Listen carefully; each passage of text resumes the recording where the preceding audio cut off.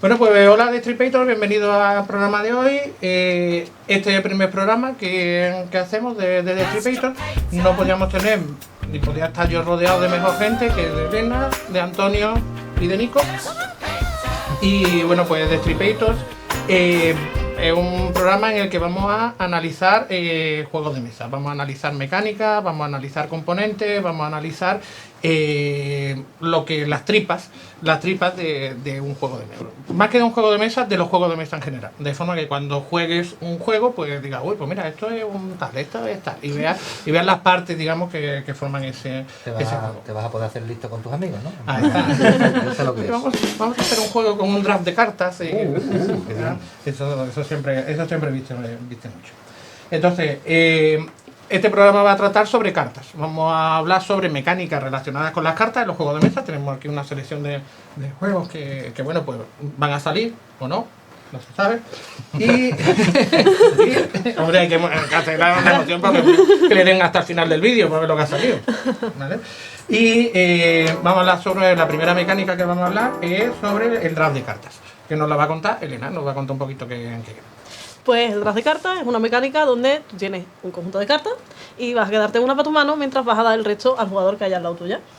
Es una mecánica que se utiliza en muchos juegos y normalmente se utiliza lo que se llama un draft simultáneo, que es que todo el mundo lo hace a la vez. Todo el mundo tiene su set de cartas y coge y pasa las cartas al mismo tiempo. Si se hace un draft público, que sería teniendo todas las cartas visibles, es más común que se haga por turno. Uno coge una carta y las que sobran escoge el siguiente.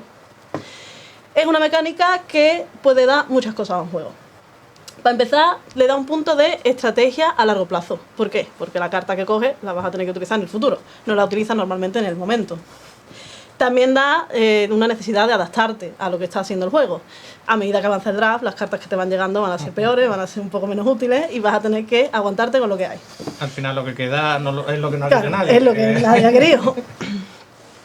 Y da la parte que a mí me gusta un poco más, que es una especie de puteo indirecto.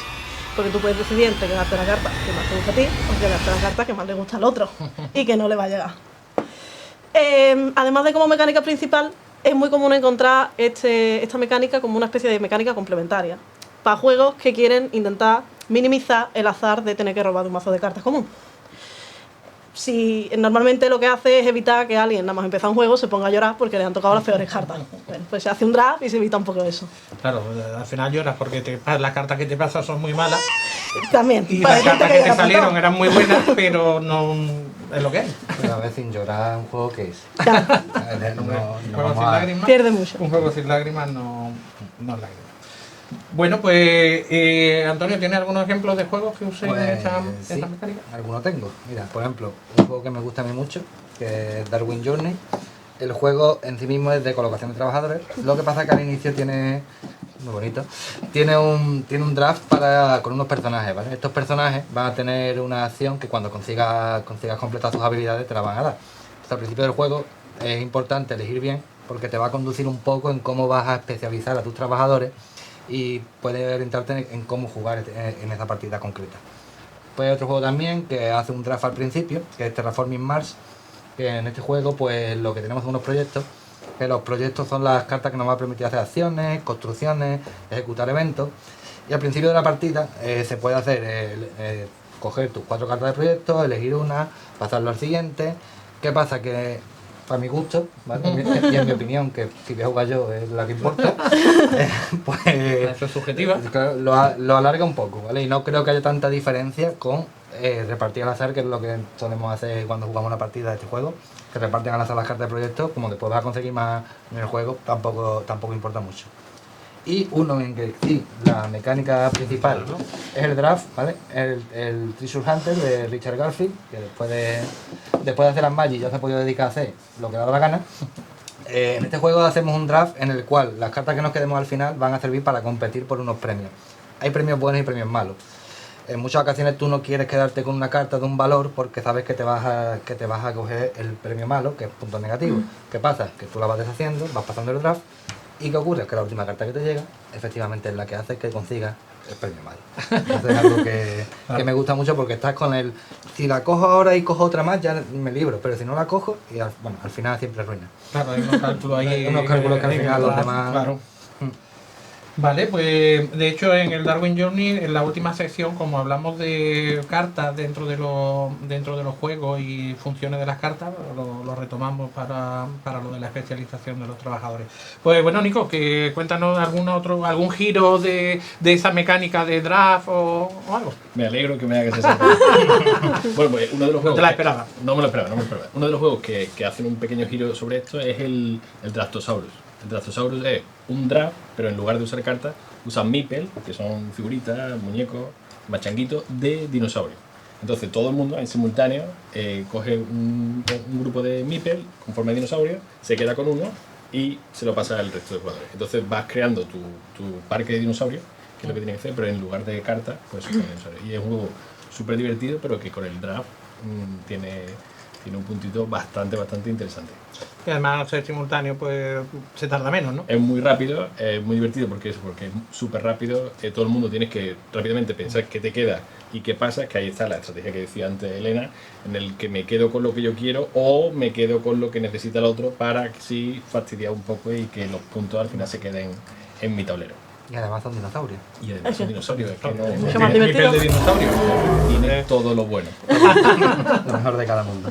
Vale, pues esta mecánica realmente tiene muchas más cosas que podríamos hacer, pero bueno, si no nos quedamos sin programa. Entonces lo suyo es, los que nos estáis viendo, dejad mensajitos, dejad comentarios, escribid por favor, que es gratis, y nos decís, oye, pues otros juegos que usan la mecánica de draft de cartas, qué os parece lo que hemos contado, si por ejemplo, pues cualquier cosa, o simplemente saludar, que es gratis. Total. Venga, pues vamos entonces con otra mecánica de cartas, relacionada con cartas, que nos va a explicar Nico. Esta vez le toca a Nico empezar a explicarnos lo que sería el deck building o construcción de mazos. Construcción de mazo. Vale, la mecánica de construcción de mazo empieza con Dominio, que lo tenemos aquí, de 2008, por el autor, importante chicos, quedar atentos, Donald X. Baccarino. La X. La X, eso, que es la X. Expediente X. Vale, Dejadnos en comentarios también qué es la X del nombre. y el que lo sepa, preguntárselo. el que sepa el significado de la X esa, se puntúa doble. Punto doble, por ejemplo. Pues, Despeja la X. Pues la construcción de mazo es una mecánica que es bastante popular, la vemos en Dominio y la vemos en otros muchos juegos, en la que los jugadores empiezan con un mazo básico, con cartas bastante sencillas, y en las que se van mejorando tu mazo con cartas que normalmente están en el mercado o en una zona común, en la que vamos cogiendo cartas y vamos mejorando nuestro mazo para... depende del tipo de la temática, puede ser batalla, puede ser muchas cosas, pero que se va mejorando el mazo poco a poco y va mejorando también la curva, ¿no? O sea, si al principio tú si tienes soldados, porque son soldados un poco matados, pero poco a poco va la cosa creciendo y se convierten en super guerreros. Es una mecánica muy interesante.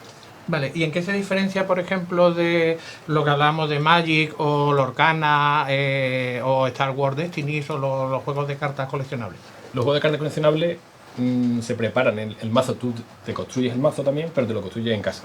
No hay un proceso simultáneo. El juego no consiste en construirse el mazo, sino que ese proceso lo hace en casa. Además, con los juegos de cartas coleccionables como Magic, por ejemplo, estamos hablando de que hay colecciones muy grandes, en las que se hacen selecciones muy personales, en las que hay diferentes tipos de mazos. Y la partida de Magic o de Star Wars Destiny es una partida en la que cada uno ya trae de casa preparado su mazo. Mientras que lo que estamos hablando de building es el juego consiste en hacerse el mazo, en simultáneo todos los jugadores. Pues Elena, cuéntanos algunos casos de deck building aplicados en juegos de mesa. Bueno, pues como dice Nico, el primero que salió fue el Dominion y es donde podemos ver como la mecánica más clásica de lo que es un deck building, ¿no? Tú tienes tu macito de cartas y tú tienes tu mercadito de cartas del que vas comprando. ¿Cosas que tiene? Bueno, pues tienes que ir decidiendo durante el juego si vas a comprar cartas que te van a ser útiles o vas a comprar cartas que te van a dar puntos a final de partida pero que son inútiles en tu mazo y que te van a estar estropeando el mazo. Esta mecánica, más adelante, empieza a surgir junto a otras mecánicas. Y a mí me parece muy curioso el caso de estos dos juegos de aquí, que son el Dune Imperium y Las Ruinas de Arnak, que se les compara mucho porque salieron más o menos a la vez, con poca diferencia de tiempo, y los dos juntan deck building con colocación de trabajadores. Pese a que son juegos muy distintos, se comparan mucho por esa razón. En Las Ruinas de Arkham lo que estamos es explorando una isla, estamos explorando una ruina, y las cartas realmente lo que nos dejan es pagar las acciones que queremos hacer y nos van a ir dando recursos durante la partida.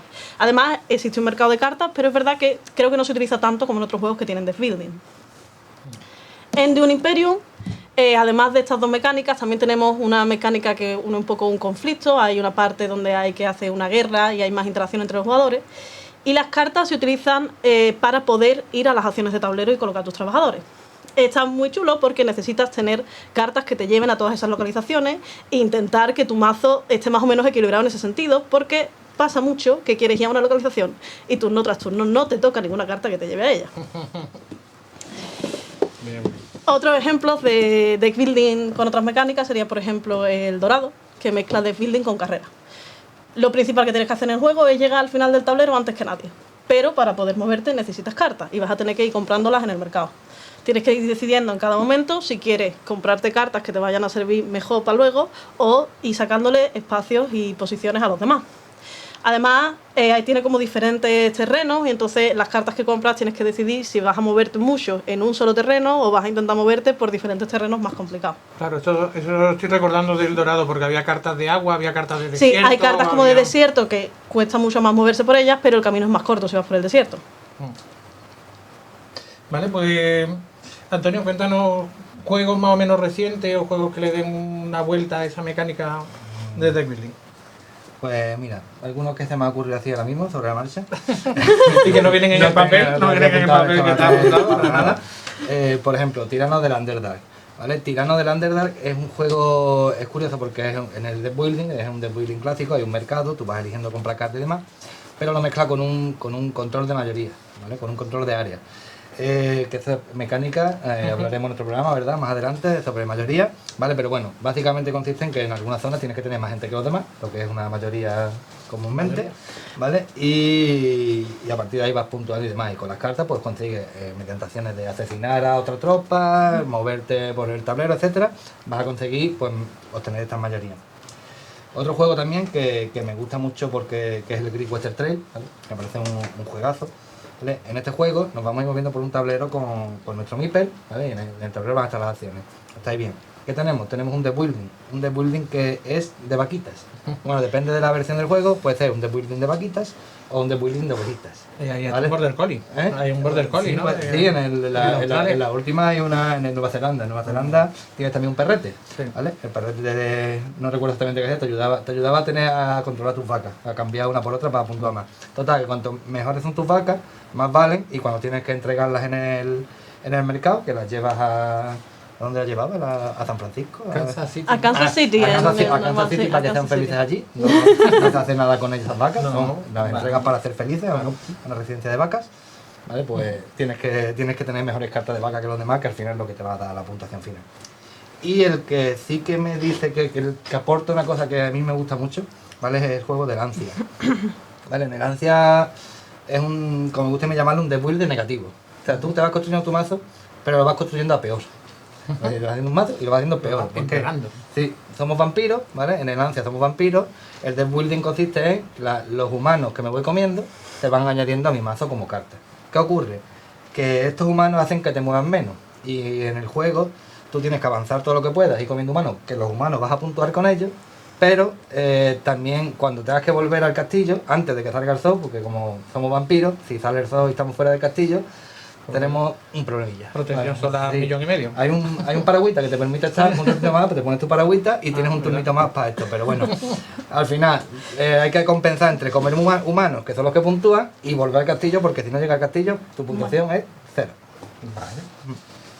Bueno, pues mira, curioso. Es un deck building eso negativo. Un deck building en vez de ir creciendo tu mazo, lo vas empeorando. Correcto. Vale, pues bueno, pues hemos hecho un pequeño repasito muy breve, muy por encima de lo que sería deck building, que lo mismo quedará para más programas y el que quiera que lo vea, el que no, pues que se quede bien. y ya está. Sí. Y bueno, pues vamos a seguir hablando de cartas. Vamos a seguir hablando de cartas y vamos a hablar de cartas como componentes de juego y cartas que se usan, no el típico, que no sea un juego de cartas o que no sea el típico juego de cartas donde las cartas son cartas, sino que las cartas sean otra cosa dentro del juego. Entonces, bueno, pues Antonio repite y cuéntanos cositas. Sí, pues no voy a dejar de hablar hoy, voy a hablar de cartas como trabajadores, ¿vale? El hecho de utilizar cartas como trabajadores es algo relativamente reciente, ¿vale? De reciente, cuando hablamos de juego de mesa, reciente es a partir de 2000 y pico, ¿vale? De hace 20 años, pero reciente, ¿vale? Antiguamente o clásicamente lo que se ha usado para colocar trabajadores son meeples. Tú colocas el meeple en una casilla y haces la acción de esa casilla, ¿vale? Típico juego clásico, el agrícola, el Kailus, ¿vale? Me colocas trabajadores. Más adelante, pues la gente dijo, bueno, poner un meeple en un sitio me parece muy simple. Entonces, ¿qué se hizo? Se utilizaron cartas que a la vez son trabajadores. En una carta tú puedes escribir lo que tú quieras, puedes dibujar lo que quieras y lo puedes usar de muchas formas, ¿vale? Por ejemplo, Tiene más información. Sí, que mucha más información. un meeple. El meeple además en braille le puedes poner algo, pero es más complicado. Podrían poner un simbolitas a los meeple meeples de vez en cuando, ¿no? Total, uno de los primeros juegos, ¿vale? En 2005 fue Glory to Rome, ¿vale? En ese juego, ¿vale? Tú tienes unas cartas que pueden ser a la vez los recursos, pueden ser edificios o puede ser el propio trabajador, ¿vale? Pues lo mismo, es un ganadero, te permite hacer tal cosa o esto es una piedra, ¿vale? Lo típico, o eres una persona o eres una piedra, ¿vale? Las cartas. También en 2007 salió Race for the Galaxy, ¿vale? Que ahí las cartas son recursos y planeta, pero también tienen algunas acciones, que aunque no es una colocación de trabajadores como tal, el hecho de poder hacer una acción al usar la carta, pues es similar a lo que sería la colocación de trabajadores. Y por último, ya me gustaría mencionar a Lewis and Clark, ¿vale? Que si no lo digo bien, pues yo siempre lo llamo Lewis and Clark, las aventuras de Superman, ¿vale? Que en este juego, pues las cartas son trabajadores y te permiten hacer unas u otras acciones en función de la que utilices. Hay que tener cuidado de no usarlo antes de tiempo y hay que tener bastante control sobre lo que estás haciendo y planificar bien la estrategia para que salga bien. Vale. Guay, pues un repasito así de cartas que no son cartas, sino que son otras cosas, como en este caso trabajadores. Pues, Cartas con cosas. claro. Nico, cuéntanos cosas de cartas. Cosas de cartas. Pues mira, voy a comentar un par de juegos que son una cosa interesante, que no son cajas grandes como los que tenemos aquí delante, cajita pequeña, pero que con la mecánica y con el uso de la carta como diferentes recursos se convierte en un juego con bastante chicha. Uno de ellos, que también es ya casi un clásico, es el Oh My Goods de 2015, del creador, vamos a hacer un poco de name dropping, del creador de Mombasa y Isla de Skye, que se llama el señor Alexander Pfister, no Fistro, sino Pfister, es importante. Y además que está ilustrado por otro de los grandes, por Clemens Franz, el de Agrícola, que son unos dibujos súper reconocibles. Entonces, en una baraja pequeñita tenemos, la carta se convierte en un edificio, que el edificio construye lana, construye un montón de cosas. Al mismo tiempo, la carta también es un trabajador. La carta también se convierte en dinero. Entonces, en un tablerito, no tiene tablero, sino que te vas haciendo tu propio no es tablero, sino tu propia zona de juego en la que sale la fábrica. Y además, al mismo tiempo, también las cartas son mercados. Entonces, tienes con un mazo tienes un super juego. Muy, muy interesante. Tiene un par de expansiones. Y la verdad que es un juego con mucha chicha. Otro juego interesante, y este es español, que también hay que darle un poquito, se llama Future Inc., del creador Héctor Carrión, que es el primer juego que saca del año pasado, 2023, y también con un mazo de cartas pequeñito y con un mini tablero, tenemos una fábrica del futuro en la que las cartas son al mismo tiempo fábrica, son creadores de chips, gafas de realidad virtual, y vas haciéndote como super tecnología con un macito pequeño y también súper interesante, muy jugable y además que ha tenido bastante éxito en el año pasado. Sí, además se habla mucho de él y no sé si está agotado incluso, es posible que sea difícil hasta de conseguir. Vale, perfecto. Pues Elena, cuéntame cosas que tengas ahí apuntadas. Pues mira, yo en el tema de cartas como componente quería hablar de un juego que creo que conocerá poca gente, a lo mejor, el Imperium de Contention. Nosotros por lo menos lo hemos descubierto hace poquito. Que es una especie de 4X, de exploración en el espacio, si lo queréis llamar, que como su nombre indica viene muy contenido. ¿Por qué? Porque prácticamente todo lo que vienen son cartas. prácticamente todo lo que se utiliza es con cartas como componentes o como cosas. Tenemos un tablero que está formado por cartas, de forma que va a ser diferente en cada partida. Y tenemos una serie de tecnologías, ayudantes, incluso naves, que son todo cartas. Lo más curioso que tiene es precisamente lo de las naves. Tú vas a tener tu mazo y hasta que no te salga la carta de la nave no vas a poder jugar naves en el espacio. Y además se juegan tal cual como una carta en el tablero que vas a ir moviendo de más cartas en cartas para poder moverte por el espacio. Un juego muy chulo y que yo recomiendo muchísimo. Y otro juego... Y que te deja muy contento. Y te deja muy contento. ¿Hay construcción de mazo? Que has dicho que... No, tienes un mazo, pero hay construcción de mazo antes de jugar. Vale. Hablamos un poco antes de la diferencia de Magic con los construcciones de mazo, pues algo así, lo puedes construir desde antes, pero te vienen unos básicos con los que puedes jugar con cada facción. Vale.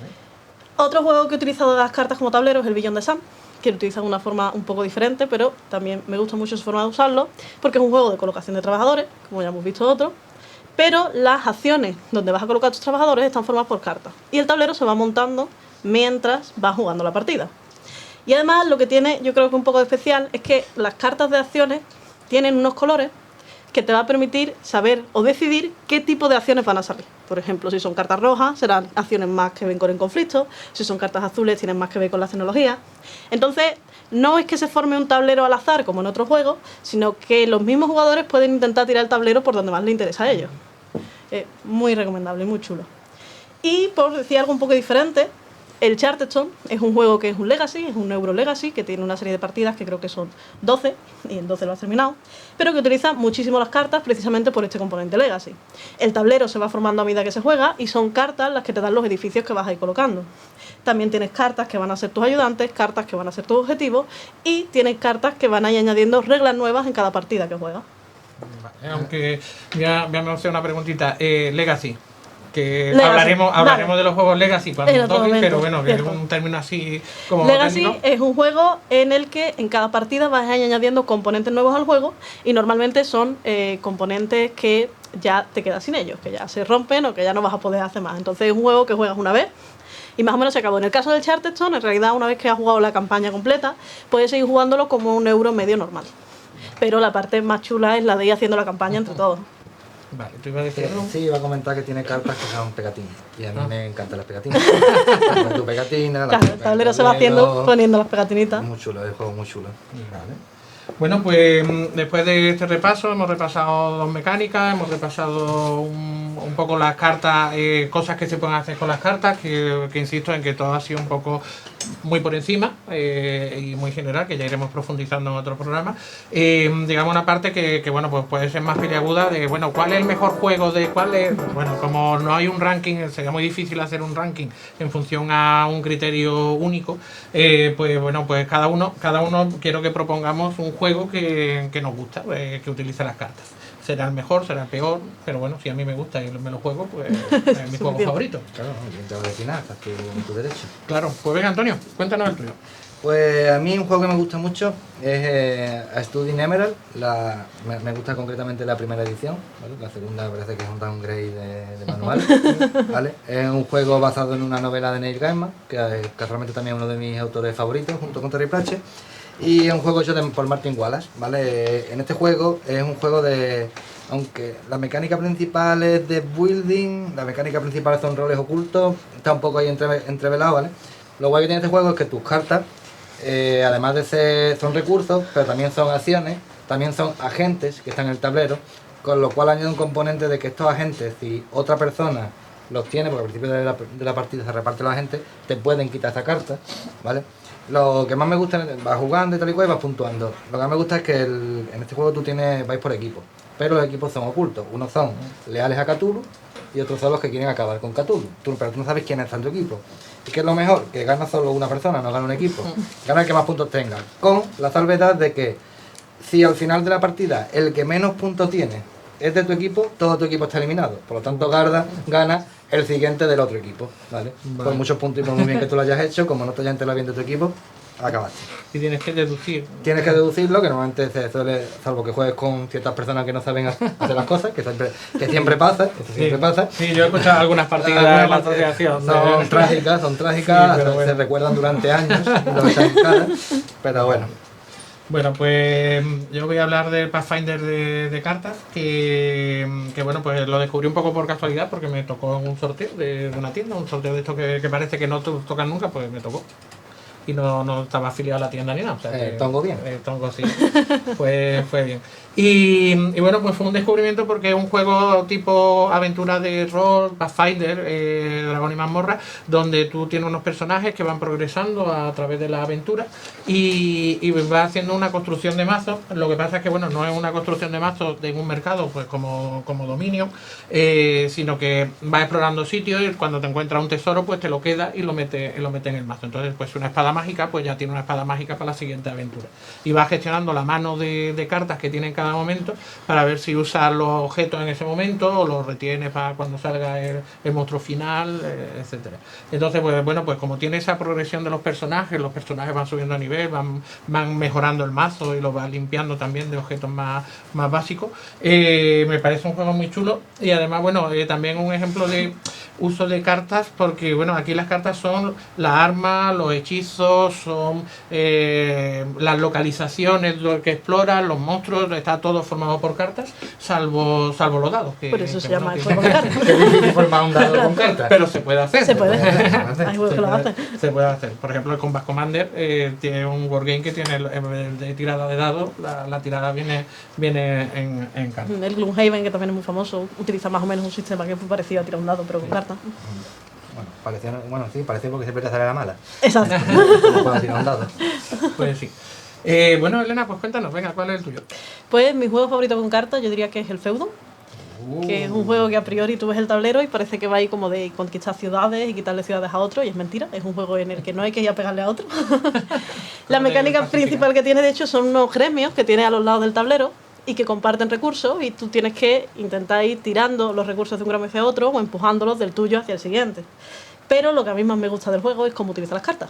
Las cartas son precisamente las acciones que vas a poder hacer en cada turno y utiliza una mecánica que supongo que a lo mejor vemos en algún programa más adelante, que se llama programación de acciones. Básicamente es, tú tienes que decidir tus acciones antes de que empiecen las rondas. Y si después, por algún motivo, alguien te fastidia la acción que ibas a hacer, te aguantas y tienes que usar las cartas sí o sí. Y esta actuación gratuita de llorar. Exactamente. Vale, has dicho ahí que se tira y se empuja de los gremios. Eso, Sí. Eso cuéntanos, porque además, claro, aquí habrá, supongo que en postproducción pondré una imagen de Facebook o algo así. Y se verá un poco el tablerito o algo. Sí, pero bueno, como no sabemos muy bien cómo quedará, cuéntanos qué es eso de empuja y tira. Vale, pues cada gremio tiene una serie de recursos que son los mismos cubitos, pero depende del gremio en el que estén, van a ser una cosa u otra. Pueden ser cuentas, pueden ser sellos, pueden ser azufre, depende de en qué gremio estén. Entonces, si tú quieres conseguir esos recursos para un gremio, tienes que quitárselo al gremio que va antes o tienes que dárselo al gremio que va después. Esa es la mecánica, que sería tirar de uno o empujar al otro. Un giro curioso, de una mecánica Yo original. creo que es un juego muy original, por Sí. eso me Y gusta muy tanto. bonito. Y tiene monstruos. Sí, tiene monstruos también.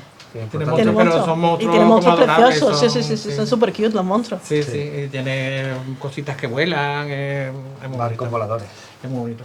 Pues, Nico, cuéntanos, tu juego más favorito. Pues yo tengo un oscuro pasado. Como tu camiseta. Como mi camiseta y como mi alma. Porque yo empecé jugando a Magic. Pero lo tienes que decir tapando Claro. los ojos de... Bueno, pues hace tanto tiempo que ya... De verdad, sí. Empecé jugando a Magic pues hace muchísimo tiempo. Hace como en el siglo pasado. Cuando empezó a Es salir... literal. Es literal. Literalmente, Literal. sí, literalmente literal. Que como en el 96 o por ahí. Entonces estuve jugando de chaval mucho tiempo. Y cuando ahora he vuelto un poco a los juegos de mesa, me sigue encantando. Los deck building me parecen una mecánica chulísima. Entonces, por ejemplo, está algunos como son como clásicos, ¿no? El Ascension o el Hero Realms, también con la versión galáctica del Star Ring. Y ya para los muy friki, como uno que habla, el Star Wars Deck Building, que salió el año pasado, y también es un juego súper divertido en el que son dos mazos, rebeldes contra imperiales y con una lucha 1-1 con tu Deck Building súper interesante. Muy clásico, no tiene grandes innovaciones en el sentido que hemos estado comentando. Bueno, pero Magic se ha ido renovando y lleva 30 años en el mercado porque ha ido cambiando, evolucionando y ha ido adaptándose al mercado. Y tiene las versiones Commander y tiene un montón de formatos diferentes y está ahí. O sea que sigue siendo sigue siendo un producto que sigue en todas las tiendas. Yo creo que hay muchas tiendas de juegos de mesa que sobreviven. Por Sí, Magic. creo que sí. Básicamente por Y eso. muchos jugadores Ahora de juegos de con lo mesa de- que solo juegan a Magic. Sí, sí.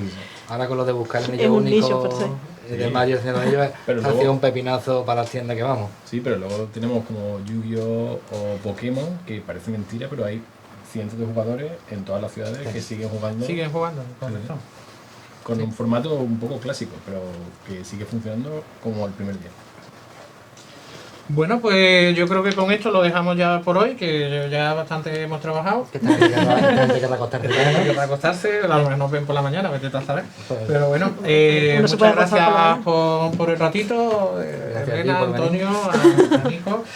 Muchas gracias a los que nos han visto y bueno, y muchas gracias además también por preparar lo que habéis preparado, lo que parece que esto llega a uno y se pone aquí a hablar, pero realmente tiene un poquito más de investigación.